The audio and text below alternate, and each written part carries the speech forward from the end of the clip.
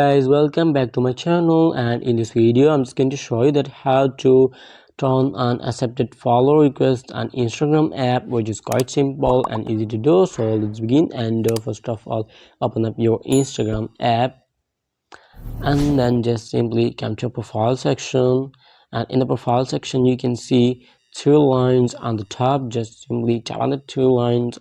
Here you can see the option of settings and privacy on the right top. Just simply tap on that option.